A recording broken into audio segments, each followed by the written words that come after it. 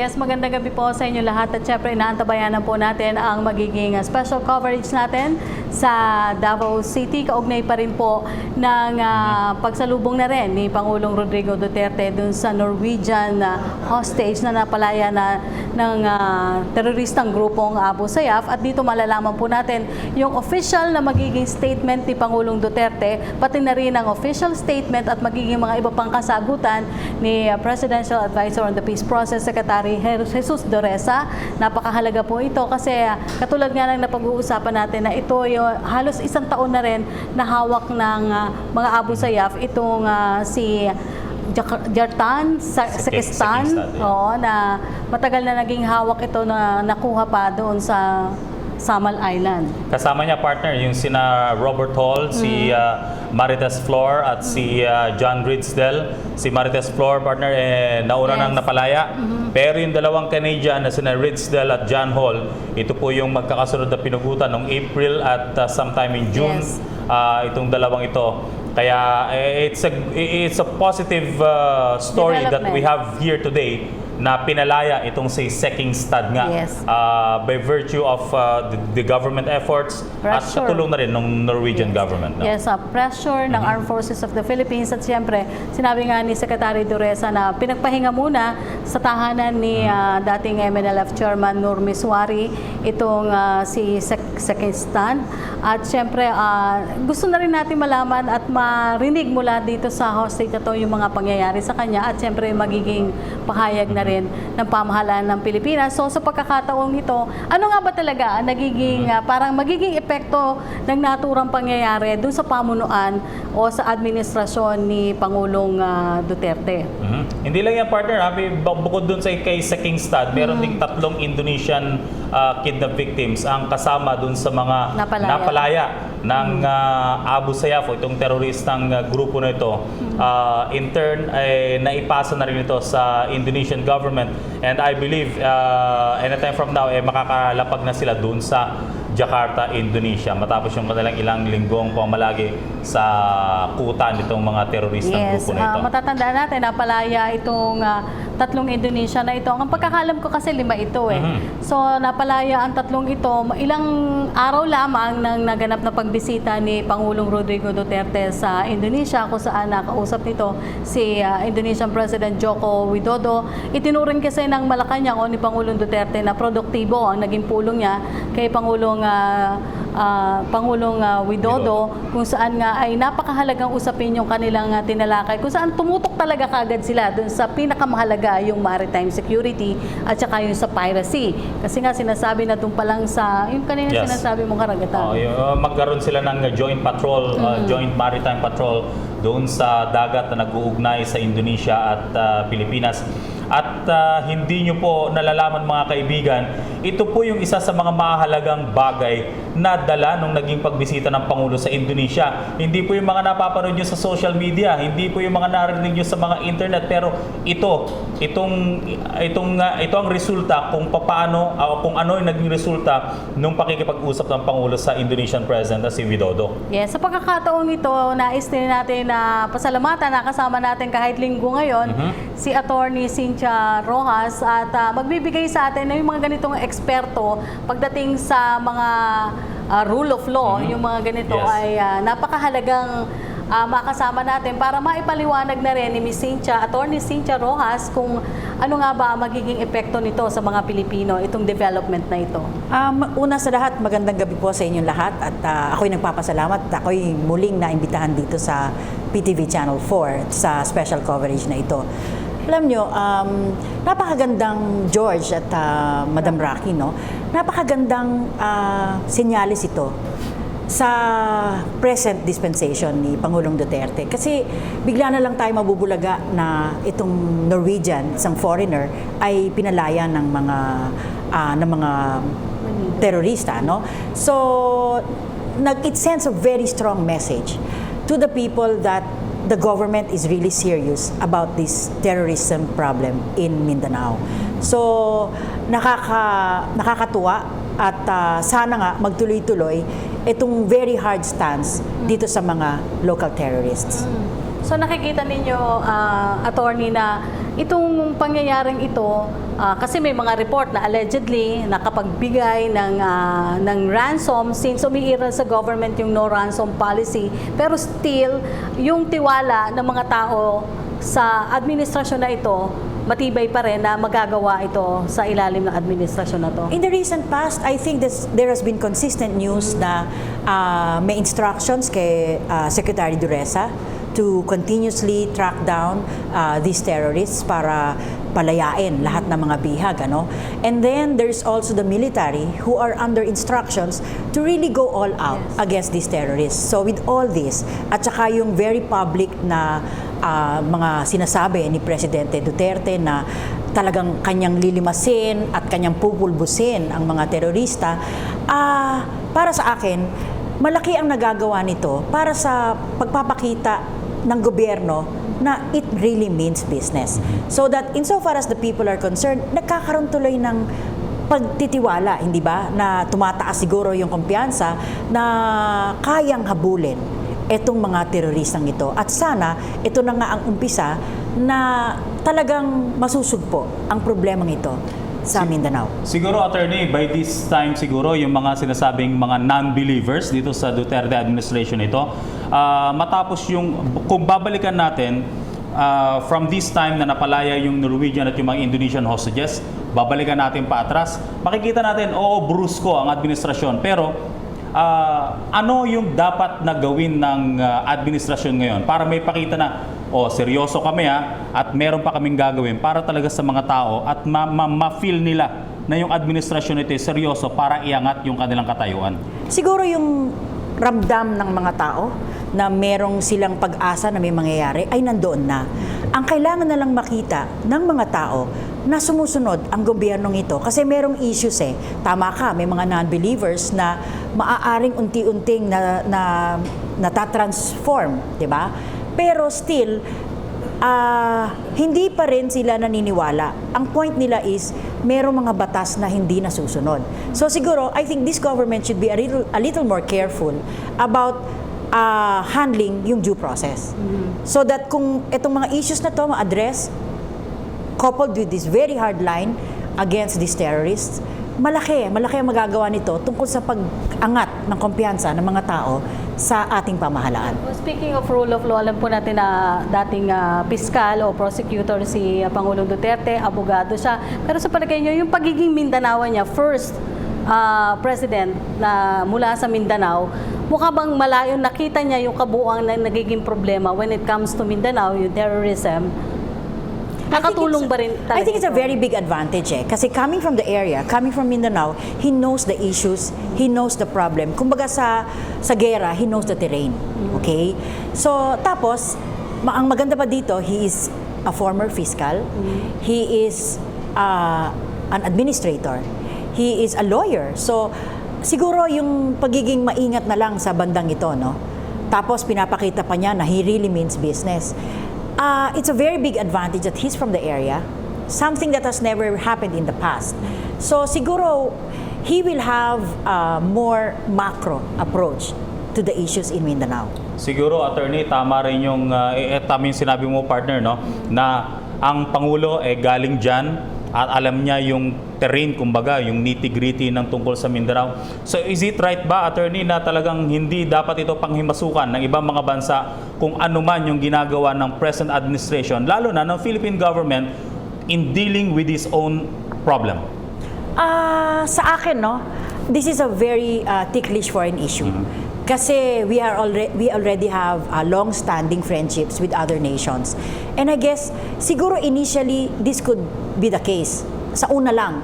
Kasi siya nga'y nakakaaram ng terrain, maaaring meron siyang solusyon sa particular na problema. But I think along the road, hahanapin at mangangailangan tayo, mangangailangan ang gobyernong ito ng tulong ng ibang foreign countries, no?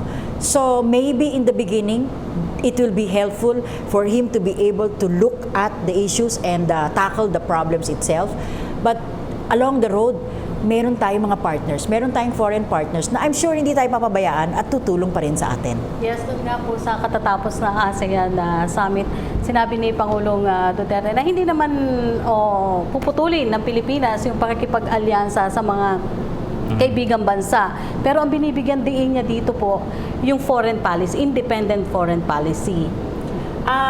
Yung independent foreign policy na yan, dapat, kumbaga, di ba sinabi na rin naman ni Presidente, he did not seek out the presidency.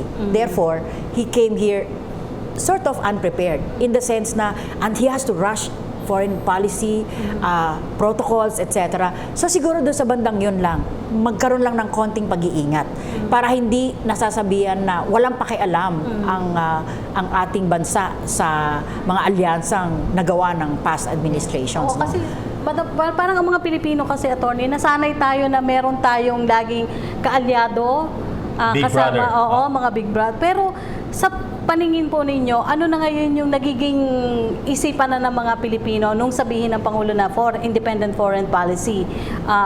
Tayo ba, marami ng mga Pilipino na maiintindihan talaga ito or gusto talaga nila itong mangyari? Siguro sa ngayon, magandang nakikita nila na merong nagagawa ang gobyerno nito kahit na ito ay nag-iisa.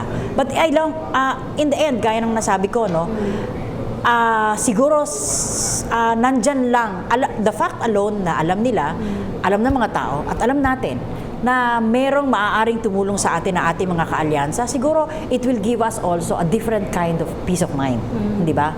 So let us just hope and pray that the present dispensation knows what it's doing, is learning fast about what needs to be done, knowing the actual problems in the area.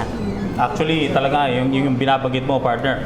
At yung nga pala mga kaibigan, habang hinihintay natin yung formal na pagsasalita ng Pangulo, maputol ko lang si attorney dyan, ay yung po nakikita nyo po sa inyong mga TV screen ngayon, yung live na feed namin galing dyan sa Davao City para dun sa inaantabayan ng pagsasalita ng Pangulo. And sabi mo, partner, si Secretary Jess Duresa ang tatanggap ng mga katanungan para sa media. Anyway, attorney, balikan ko lamang ito, pero yung actual dispensation ng pamahalaan, do you think na talagang patung ito doon sa hinahangad natin na payapang Mindanao, o hindi lang dito, dealings with the NPA as well, dealings with the MNLF and MALF as a whole, as a general, tama ba yung tinatakbo ng ating pamahalaan? Siguro ito yung sinasabi na at no other time has there been an iron hand like this. Short of martial law, ito na yung parang nangyayari. Walang ibang presidente, wala tayong ibang nakikitang ibang nagsasalita kundi ang presidente. This is what I want done. Ito ang aking advokasya. At lahat ng kanyang mga sundalo, people in government are following his lead. So I believe that this hard line or disposition is needed para lang mapaniwala yung ating mga kalaban na kailangan umatras din silang konti, otherwise tatamaan talaga sila. Kasi very recently, di ba, the president was very public about kakainin niya ng buhay yung mga terorista, mga Abu Sayyaf, no? So maybe, in fact, sabi nga niya, bigyan daw siya ng asin at suka, di ba? At kakainin daw niya ng raw, no? Let us not take this literally. I think that what it really just means is there is going to be a hard line, a hard position which the government is going to take. Kaya warning sa lahat ng mga kalaban. Nung maupo po si Pangulong Duterte sa pwesto, nag-assume na siya, mga ilang araw o linggo lamang na lumabas yung survey na 91% or ang kanyang trust rating.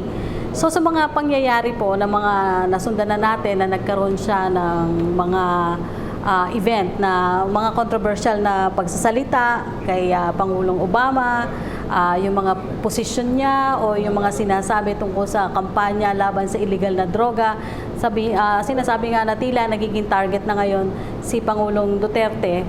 Ano po yung nakikita ninyong nagiging pananaw ngayon ng mga Pilipino? Nagkaka-epekto po ba yung mataas na rating sa ngayon ng Pangulo sa paningin po ninyo? Hindi, para sa akin, yung mataas na rating kasi indication that the government is doing something for the people, doing something right in the eyes of the people. Maaaring maraming nagagalit o hindi pa rin nagtitiwala, but you cannot deny the fact na maraming ngayon mga taong bayan, yung maliliit na tao na tinatawag, yung mga tao sa laylayan, mga na naniniwala na merong mangyayari sa gobyernong ito. So siguro it will be plus or minus a few points pag merong mga kontrobersiya, no? Pero eventually, it is what is being done. What the people see is being done. Kung meron silang nakikitang nangyari, and so long as there is a path that they see is being taken, palagi ko yung trust rating na yan will still be in the very high numbers. At saka alam natin Yes. George na mahalaga rin yung sa pamunuang Duterte yung pagharap sa media, yung tulong ng media. Kasi sinasabi nga dapat nga daw yung mga mamahayag maging bahagi ng confidence building ng bansa. Ano pong masasabi? Meron ako nasabi kanina no, na dapat kasi meron mga issues about the validated information which is not actually turning out to be validated. So ang aking challenge sa media is not to take things face value. So kung meron kayong nakukuhang information para hindi magkaroon ng disinformation sa mga tao, i-validate nyo pa rin ito para lalong maliwanagan ang mga tao sa mga issues, di ba? So, wag agad papatol, parang ganon. Napaka-sensational kasi ng presidente natin at imposibleng hindi mangyari ito. Pero andun ang responsibilidad ng media not to take things as they are. Kung merong binigay na information sa atin, dapat pa rin nating i-check, i-double check, i-validate para ang mga tao ay hindi magkaroon ng confusion, bagkus maging mas aware sa mga issues na para sa ating bansa. I think this should go on not just with how you cover the president, but Yes, how you cover other everything. stories, Yes, diba? yes, Everything. that's true. Pero especially siguro na-highlight lang, attorney, dahil nga atras tayo ng konti, recently nagbigay na naman ng mga panibagong pangalan ng Pangulo, 'di ba? Doon sa mga supposed di ba? List of drug personalities. Pero ang tanong ko, attorney, anong kaibahan niyan doon sa ginagawa dati ng isang mayor na nagpipintura pa ng bahay na ito, wag tularan, drug pusher, di ba? O bahay ito ng pusher, mga gano'n. Anong kaibahan yan? Samantalang ito, pointed din yung pangalan at, di ba? Okay. Dalawang bagay ito, no? Let us look at it from the strictly legal point of view. Maaaring para sa mga human rights advocates, merong violation ng human rights ng tao dito because every person is presumed to be innocent unless proven guilty. Okay? So, kaya nga, hindi lang nangyayari sa administrasyon na to, kung hindi, dati pa, na ang mga suspects inilalabas, nilalagay sa press con, pinapakita sa mga tao. So, siguro hindi mo na rin masisisi kung bakit natural magnet ito sa sensationalism. Okay? But on the other hand, itong mga pangyayaring ito, siguro ay nagagawa din ng present government kasi dahil ito yung gusto ng taong makita. Maybe it is two-pronged dahil ipapakita na may ginagawa kami, dapat matakot kayong lahat ng gumagawa ng katiwalian or ng kasamaan sa inyong mga kapwa. On the other hand, so it serves as a warning as well as an effective tool for communicating what is being done in government. So warning at the same time, siguro pinapakita na rin sa mga tao na okay, hindi lang kami, we're not just doing lip service. We are actually doing our job in the way that we feel it should be done. So, ma'am, paano nyo i-rate ang Aquino administration na parang halos, hindi ako sigurado, wala pang 100 taon, 100 araw. Ang Duterte administration. Duterte administration, paano nyo i-rate? Mahirap sigurong pagkumparahin Kumbaga yung isa nasa high school, yung isa nasa elementary. Iba yung kanilang focus.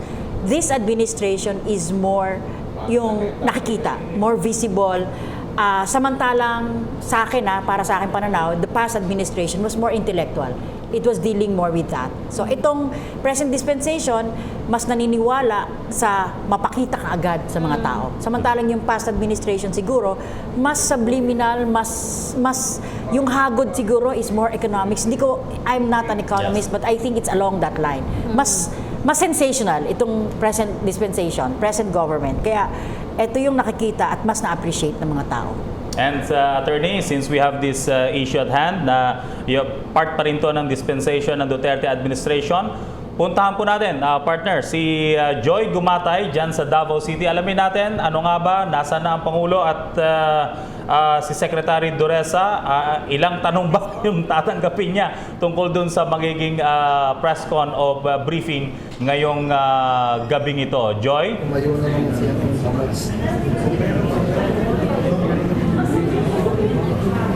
Joy? Rocky, nandito pa rin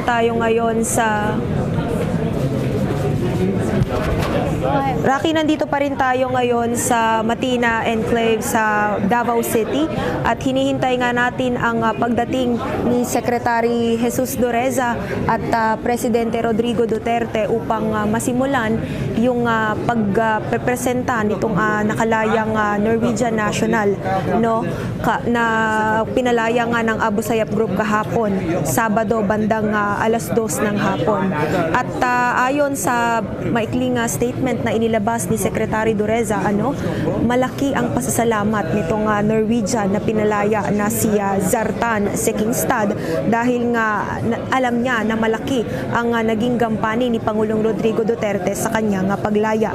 Itong si Sekingstad ay personal na sinundo ni Secretary Dureza sa tahanan mismo ni Nur Mizwari o yung chairman ng Moro National Liberation Front sa Barangay Cagay sa Sulu. At naging matagumpay nga itong paglaya ni Sekingstad sa tulong ng ilang kinatawan ng MNLF, gayon rin ni Sulu Governor sa Kurtan. At ayon rin kay Secretary Dureza, higit pa sa 30 milyong pisong ransom money na ibinigay nga sa Abu Sayyaf Group, ay talagang maraki ang ginampan ng ating administrasyon para maging matagumpay itong kanyang paglaya at malaki ang pagsisikap na kanilang ginampanan para mapalaya itong ating Norwegian national. At napapansin nyo ngayon sa ating camera, naghahanda pa rin tayo at iniintay natin ang pag-akyat ni Secretary Dureza at President Rodrigo Duterte, kasama pa rin ang pinalayang Norwegian national na si Sekingstad at ilang kinatawan mula sa Norwegian Embassy. At nandito tayo kanina pang 4:00 ng hapon. Yun nga rin sa nakatatlang schedule, dapat ay magsisimula itong press briefing bandang 7:00 ng gabi. Ngunit dahil naging masama ang panahon dito sa Davao, naantala ang pagsisimula ng ating pulong balitaan. Dagdag impormasyon pa patungkol pa rin dito sa ating kaganapan ngayon. Ayon kay Secretary Dureza, higit pa sa 30 milyong pisong ransom money na ibinigay nga sa Abu Sayyaf, nagawang mailigtas ng pamahalaan itong Norwegian national na si Sekingstad mula sa kamay ng mga Abu Sayyaf sa pamamagitan nga ng ilang buwang matahimik, matiyaga at determinadong pagsisikap ng Administrasyong Duterte at sa pakikipagtulungan rin ng ibang pang sektor. At yun nga, yung lilinawin sana natin ngayong gabi kay Secretary Dureza kung ano itong stratehiya na ginampanan nila kung bakit naging matagumpay itong kanilang pagpapalaya kay Sekingstad. At inaasahan rin natin ayon sa ating mga nakalap na impormasyon na magbibigay ng maikling pahayag ang ating presidente patungkol pa rin dito sa magandang balita na matagal nang pinaghirapang mapagtagumpayan ng ating pamahalaan. At dagdag pa, Rocky at George, dito sa magandang balitang ito sa paglaya ng ating Norwegian national, ay pinalaya rin ng grupong Abu Sayyaf ang 3 pang Indonesian nationals na sa ngayon nga ay nasa pangalaga ng kinatawan ng Indonesian government at nakatakdang lumipad sa Jakarta, Indonesia mula pa rin sa paliparan sa Hulu. At dagdag kaalaman sa publiko, itong si Sekingstad na makikita nga natin maya-maya lamang ay isa lamang sa 4 na dinakip ng Abu Sayyaf Group sa Samal Island Resort dito sa Davao noong September 21, 2015. At kung maaalala nga natin na earlier this year, 2016, ay pinaslang ng grupo ang mga Canadian nationals na sina John Ridsdale noong April 25 at si Robert Hall naman noong June 13. Dahil hindi umano natanggap ng Abu Sayyaf ang hinihingi nilang 300 million pesos ransom money bawat isa sa kanilang pinatay na bihag. Pero ang maganda rito ay pinalaya naman ang kaisa-isang babae at kaisa-isang Pilipinong Samal hostage at yun nga ay si Marites Flor. Pinalaya siya bandang Hunyo 24 ngayong 2016 at personal siyang sinundo ni Secretary Dureza sa Sulu. At sa ngayon ay nakatutok pa rin tayo rito sa Matina Enclaves, Davao City para pa rin sa isasagawang pagpepresenta ni Secretary Dureza sa kanyang sinundong nakalayang bihag ng Abu Sayyaf Group. At yan na muna ang ating pinakahuling ulat mula pa rin dito sa Davao City. Balik muna sa iyo dyan sa studio, Rocky and George. Maraming salamat sa iyo, Joy Gumatay. Yes, at antabayanan po ang magiging kaganapan sa Davao City kaugnay pa rin po ng pagka-release ng Norwegian hostage. Magbabalik po kami.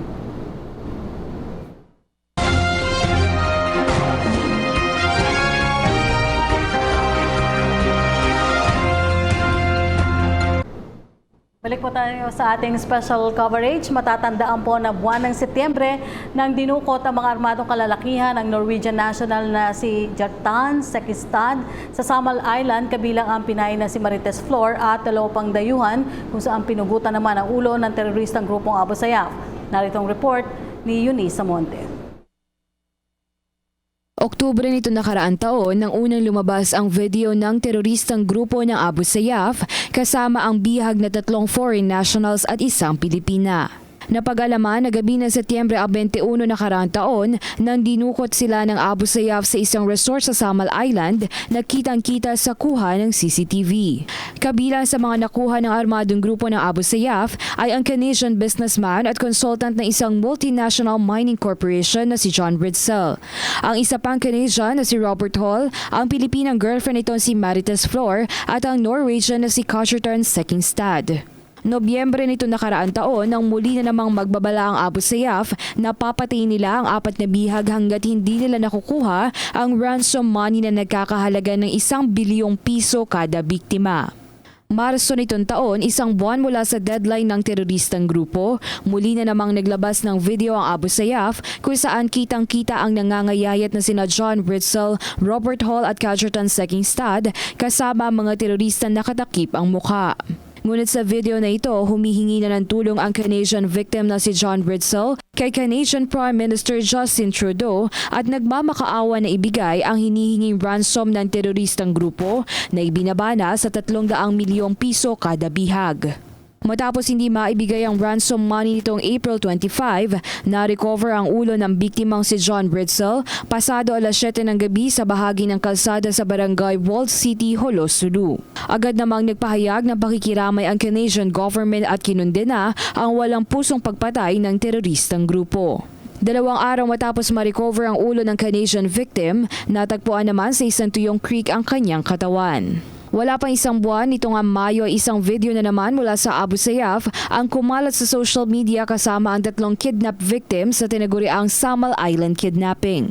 Ang viral video ay in-upload sa YouTube ng Site Intelligence Group na konektado sa jihadist media. Humihingi na ng tulong sa pamahalaan at sa mga kilalang tao ang Norwegian national, ang natitira pang Canadian victim at ang kanyang Pilipinang girlfriend. Sa video, isang lalaking may hawak na baril ang nagpaalala sa gobyerno na maging babala umano ang nangyari kay John Ritzel kung hindi nila makukuha ang ransom money. Humingi rin ng apela ang Pilipinas si Marites Flor kay noon ay incoming President Rodrigo Duterte na tulungan sila makapagpiyansa bago ang deadline ng rebelding grupo sa June 13. 300 milyong piso kada bihag ang hinihingi ng Abu Sayyaf kapalit ng kalayaan ng bawat isang foreign national na bihag nito.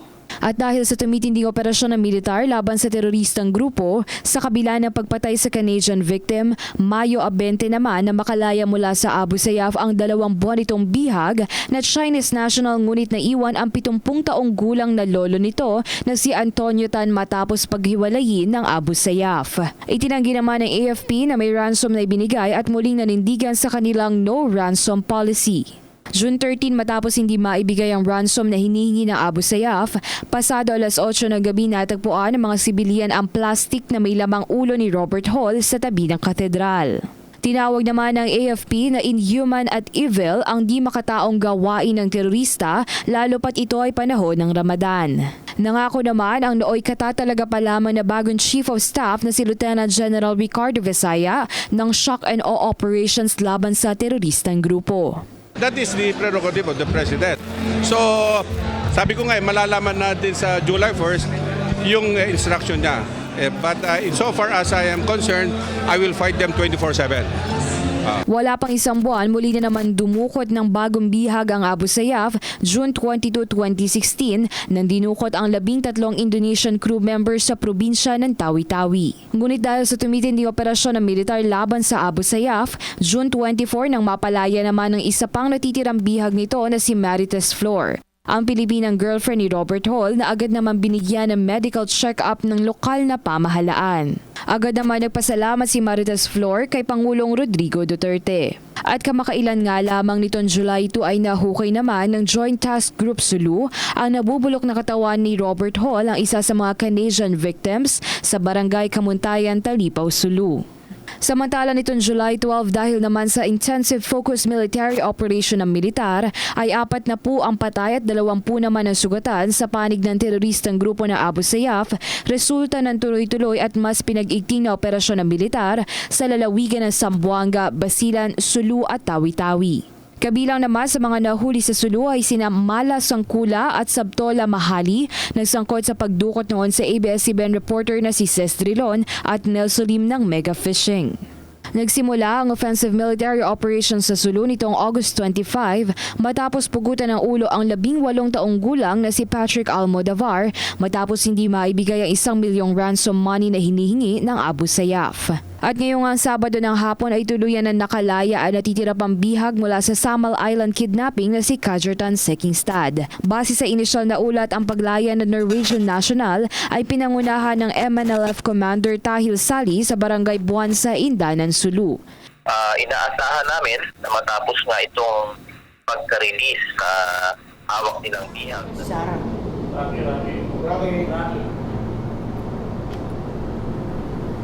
Okay, inyo pong nakikita sa inyong TV screen yung pagdating na ni Pangulong Rodrigo Duterte at kung di tayo nagkakamali kasama niya ang kanyang anak na si Davao City Mayor.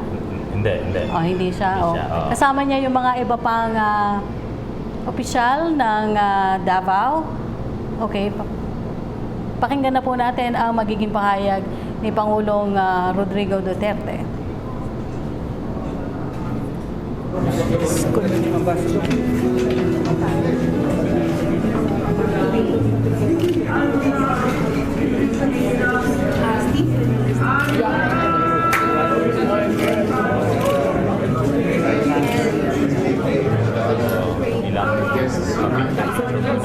Lahat sila nandoon, please.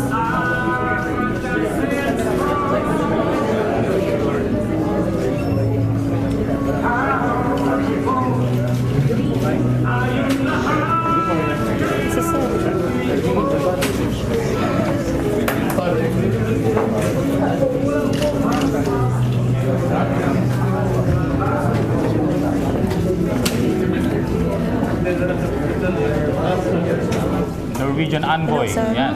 Sana makausap natin. Okay, sige po, sige po.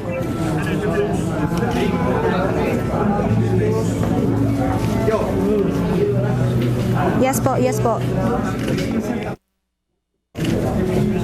At ngayon po ay natunghayan natin ang pagdating ni Pangulong Rodrigo Duterte at ito na po at nagkasalita na si Secretary Dureza. Today at about 2 o'clock, we physically took into our custody Mr. Jartan Sekingstad. About 2 o'clock, we physically took into our custody Mr. Jartan Sekingstad, a Norwegian who was abducted almost a year ago, September 21st, 2015. We were able to recover him from the camp of Chairman Nur Miswari, who in turn received him from the captors yesterday.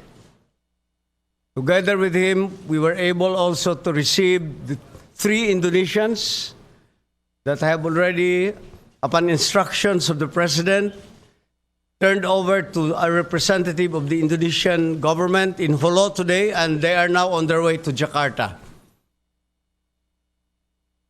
Tonight, Mr. President, May I then therefore present to you Jartan, second stud, who is now a free man.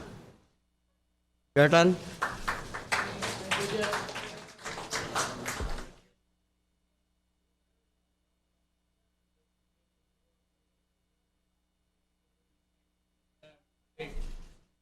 Mr. President.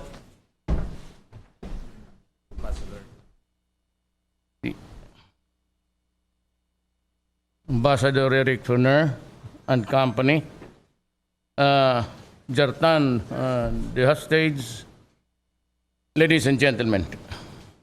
First of all, I would like to thank the efforts beyond human patience of Secretary Dureza and of course Nur Miswari, who all along assured us that he would need time, but he would succeed. So he said many months ago. And I would like to thank him also. And of course, Sakurtan, the former governor of Sulu. It was a long negotiation. As far as I'm concerned, I've talked to Miswari even in the cabinet meetings.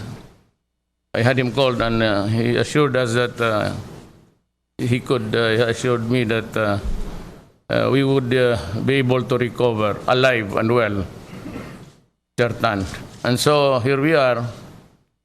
So the effort actually belongs to Miswari, Secretary Dureza, and Sakurtan. I was just, there up directing the traffic of where and how to go about the job and simply just investing upon them the full authority to negotiate and see to it that nothing of this sort will happen again. The problem is it safe in Mindanao?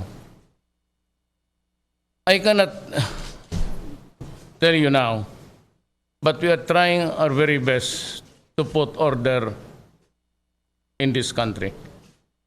We are racked with so many problems: kidnapping in the south, terrorism, drugs, which is really pulling us down. And I can say that we would need time, I said, to put everything in order. That self-imposed time of 3 to 6 months, well, I did not realize how severe and how serious the problem of drug menace in this republic until I became president. So when I started to press everybody, so it was like a worm out of the can. And nobody would have believed that there would be about 700,000 new guys, maybe in the drug business that have surrendered to the police and military. But the problem is, it was headline, I cannot kill them all. You see, even if I wanted to, that was what I said. I prefaced my statement. Even if I wanted to, I cannot kill them all because the last report would be this thick. And prominent, really, are barangay captains who are there.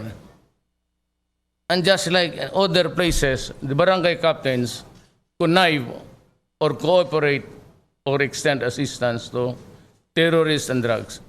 Everything down here, it seems to be, well, in Manila, but down here on the ground, it's really a far different from what we would like to see that would happen. I think I will give it to Congress to decide. Kaya sabi ko, hindi ko kaya to, baski gusto. Even if I wanted to. But it was cut short by saying, I cannot kill them all. That's what the inquiry came out.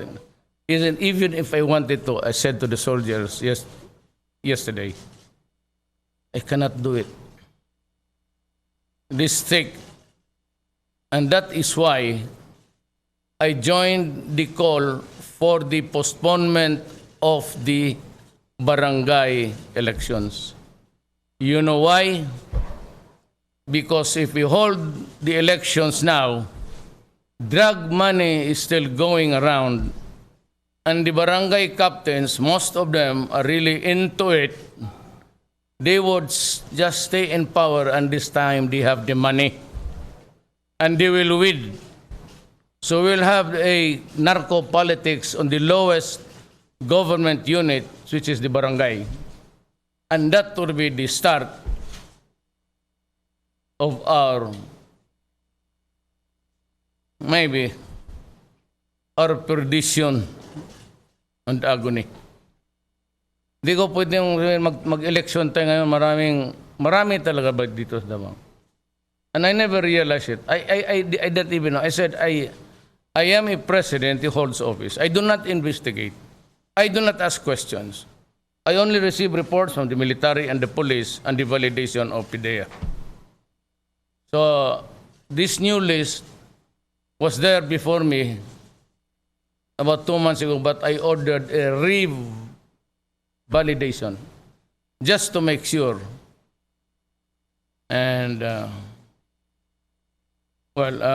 what's really funny, the Alcala, we knew that somebody was operating there, but with a, I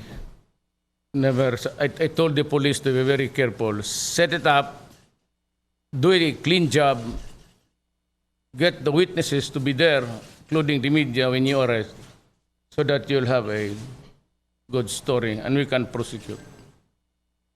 So that's how bad things are right now. But just give me a little extension, maybe of another 6 months. Then because nobody ever, I didn't have that idea that there was hundreds of thousands of people already in the drug business. And what makes it worse is that they are operated now by people in government, especially those elected positions. So it will be government versus government. Nakita ninyo ang because barangay captains start around with guns, with bodyguards. So we'll just have to defang them, get the police out of as bodyguards. I will now order, I will not allow any policeman to act as a bodyguard of a barangay captain. If you think that you're afraid of being killed, you are there in the rural areas by the NPAs, then do not run for public office. Find another occupation. But because from the looks of it, it was really, it's a government already doing the operation, the illegal drugs.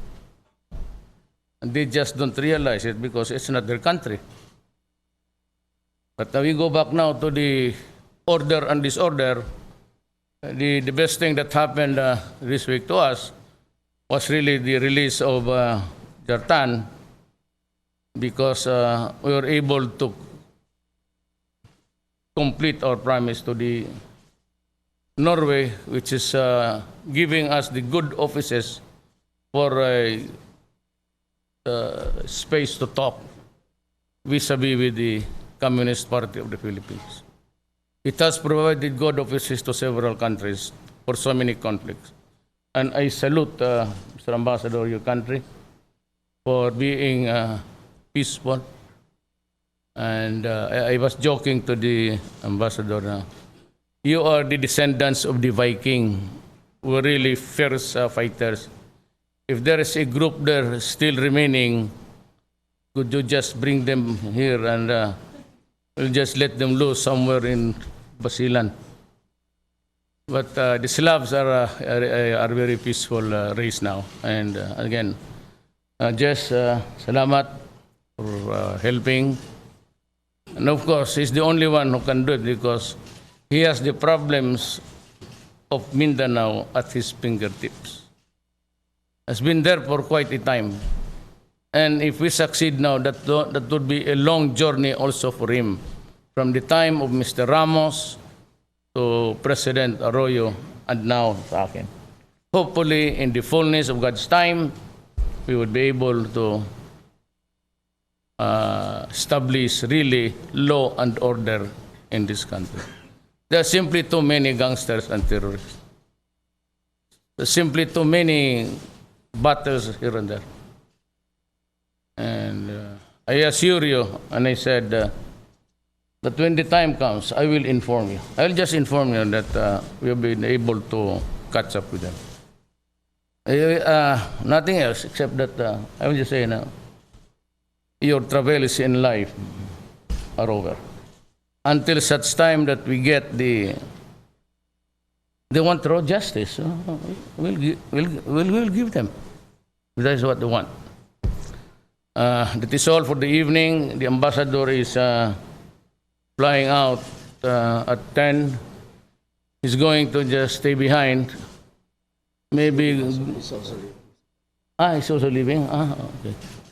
You might want to just go around, but near my city, not there in the islands. I do not have a control over those. But you know, I said terrorism is everywhere. New York just blew up. So, there is no escape of terrorism. That is the next great battle of the century. Terrorism and civilization. Those who believe in civilization, those who believe maybe it will spell the end of the planet. Maraming salamat po. Thank you, Mr. President. Question? I will first request Jartan to say a few words. Jartan, please. Good evening, everybody. I'd like to express a heartfelt thank you to the President, Secretary Dereza, the Chairman, Mizurari, and his finest men who released me yesterday afternoon, got me out of captivity. Also the Norwegian Embassy, the Norwegian team, my Filipino family, my family in Norway, everybody who has helped make this release possible. I am very happy to be alive and free. It's a beautiful feeling. Thank you all. May we request His Excellency Ambassador Fournier for Okay. a few words? Mr. President, Secretary, I would like to thank, on behalf of the Norwegian government, thank the President for his outstanding help to ensure the safe release of Mr. Sekkingstad. The President's personal commitment, even before he took office, has been crucial to solve this issue. I would also like to thank Secretary Dereza for his tireless efforts to help Kjartan over several months. His dedication has been outstanding and has contributed enormously to get Mr. Sekkingstad out alive. I would also like to thank the security forces, the PNP, and above all, the AFP, and all other individuals that helped Mr. Sekkingstad to get out alive and made this undertaking possible. Thank you very much, everyone. Thank you. Thank you. Thank you, Mr. President. Can you start your...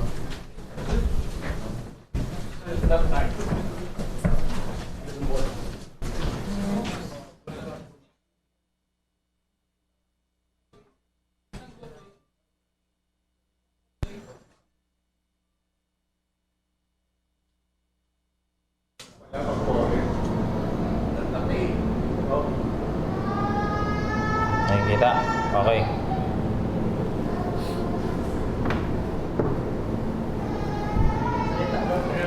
Okay. Inyo pong napakinggan yung naging pahayag ni Pangulong Rodrigo Duterte, pati na rin yung kalalaya lamang na si Sekistan, pati na rin yung ambassador, Norwegian ambassador, kung saan nga ipinabot ang pasasalamat kay Pangulong Rodrigo Duterte, pati na rin sa ating security forces, pinasalamatan din ni Sekistan yung mga tumulong sa kanya para sa kanyang ligtas na paglaya. Attorney, sa inyong nakita itong nangyari ngayon, ano pa rin yung sa tingin nyo magiging mensahe pa rin ito dun sa Abu Sayyaf naman?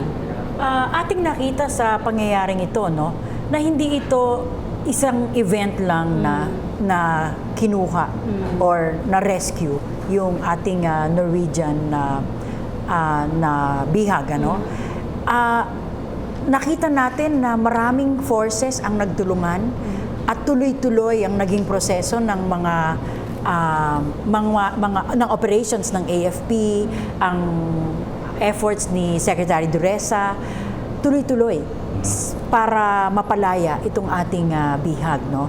Kaya nga makikita natin na si Presidente, yung mismong naging bihag, si Sekistan, at yung Norwegian ambassador, ay maraming mga pinasalamatang tao. So, we see a lot of happenings behind the scenes.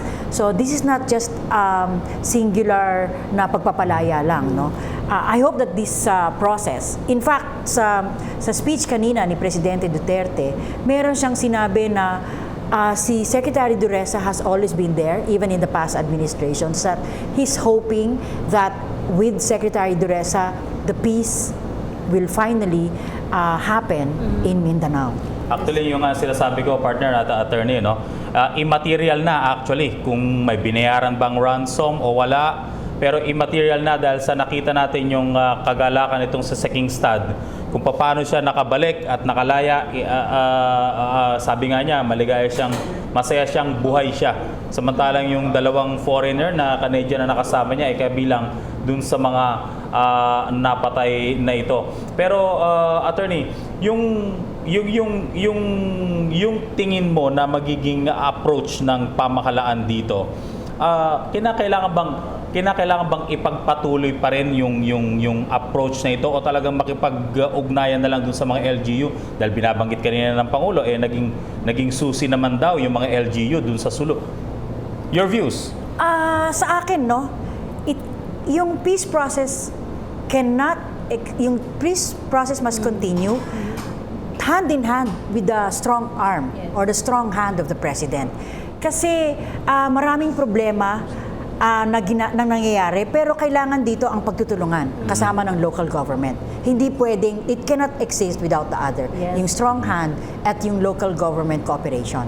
Yes, katulad nga na sinabi ni Pangulong Duterte sa kanyang talumpati na titiyakin niya na mahigpit ang isasagawang hakbang para tiyakin ang kapayapaan sa Mindanao. Isang malinaw na mensahe na nais iparating para nga matamo na yung lasting peace and development sa Mindanao. Sa pagkakataong ito, nakikita nga natin na kinakausap pa ni Pangulong Duterte sila Secretary Jesus Duresa at member ng OPAP yung kausap din niya, si Attorney I forgot her name, pero isa yan sa mga member ng OPAP yan. Yes, at pinasalamatan nga ni Pangulong Duterte si Secretary Duresa, pati na yung mga nasa likod ng ligtas sa pagpapalaya kay Sekistan.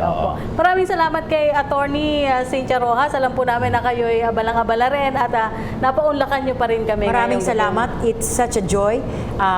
Ito ay ako'y nagagalak at naiimbitahan sa ganitong mga pangyayari. This is a special coverage of the release of the Norwegian back to the Norwegian ambassador and as well as to the government peace panel, no? Led by President Duterte. So thank you very much for this opportunity, and we hope that peace continues to reign and will be something that will be attained in Mindanao. Okay, Attorney Ross, peace be with you.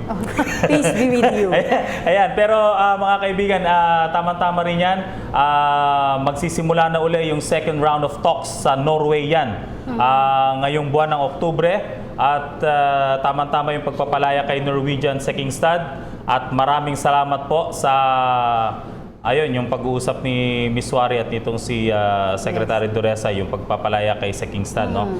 At Ipinabot nga ni Pangulong Duterte yung pasasalamat kay MNLF Founding Chairman Ms. Suari na nagbigay daan din kung saan nakapagpahinga si